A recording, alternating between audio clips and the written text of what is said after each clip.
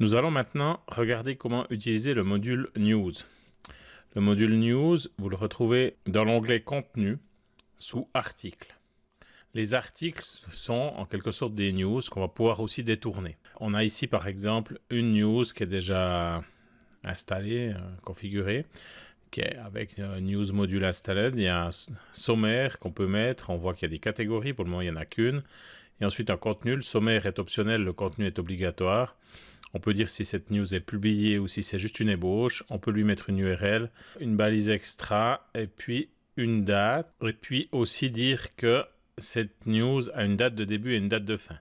Ce qui fait qu'elle va apparaître à une certaine date et disparaître à la date de fin. Voilà, si je fais envoyer, maintenant cette news elle est là, on constate, on voit sa date, la date de l'article, la date de début de parution, la date de fin de parution, la catégorie et le statut. Je pourrais encore aller dire là, elle est repassée en mode ébauche, et puis là, elle est passée en mode publié. Le module news, par défaut, il n'est pas présent sur le site, donc on va devoir aller l'ajouter. Pour cela, ce que je vais faire, c'est regarder dans l'aide sur le module, qu'est-ce qui est expliqué. Et vous allez voir que pour intégrer un module tel que celui-là, je vous laisserai lire un petit peu la doc. En général, ce module a un nom. Ici, c'est News. Et puis, on va pouvoir aller l'insérer dans une page à l'aide des balises Smarty, donc des accolades. Il a un certain nombre de paramètres. On aura peut-être l'occasion d'en voir quelques-uns ensemble. Par exemple, comment l'utiliser. Ici, vous avez une explication. La façon la plus simple de l'utiliser avec la balise wrapper News. Voilà. Donc si je copie cette balise news ici et que je vais simplement la mettre, alors j'ai plusieurs solutions pour l'insérer dans ma page, dans mes pages, je peux la mettre par exemple dans une page. Dans ma page d'accueil, la page 1, je peux simplement aller ajouter news comme ceci et automatiquement, vous voyez que, je vais réduire un peu ça, voilà. Ici, j'ai la news qui est apparue avec la catégorie générale, le titre qui est un lien qui permet d'accéder à une page qui donne le détail de cette news. Je vais revenir là. La catégorie postée par et puis le texte. Si j'en ajoute une autre de ces news, maintenant que c'est fait, que c'est dans ma page, je vais vite aller en ajouter une. Ajouter un article. Ma news. Je mets un sommaire. Sommaire de ma news. Et puis, contenu de ma news.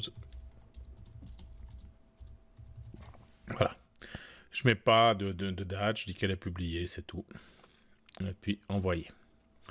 Voilà. Si maintenant je vais sur mon site, normalement, je devrais voir apparaître ma news. Et vous voyez ici que le fait qu'il y ait un sommaire et un contenu, surtout le fait qu'il y ait un sommaire, fait qu'il est apparu ce bouton plus, qui quand je le presse, m'appelle une page qui détaille toute ma news.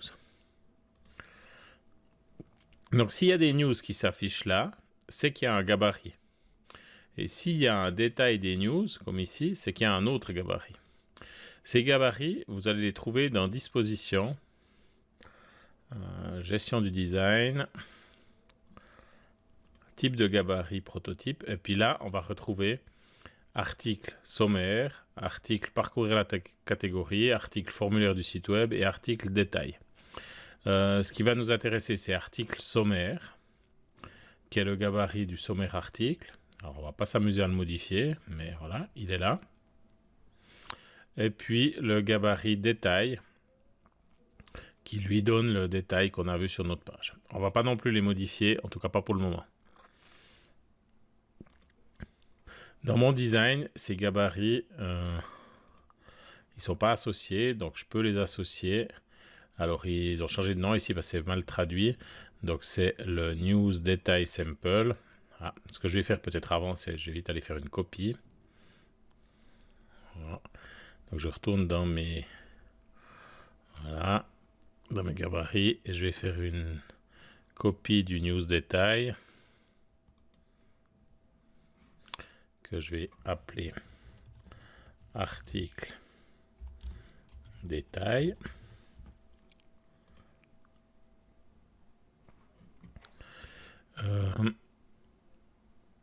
Et puis, je vais faire une copie du summary, ici, que je vais appeler article sommaire.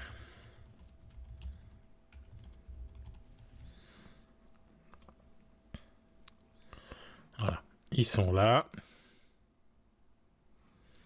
Et je peux les associer à mon design. Voilà, pour article détail. Et voilà, maintenant pour article sommaire. Je vais aussi le mettre par défaut. Voilà, et article détail aussi.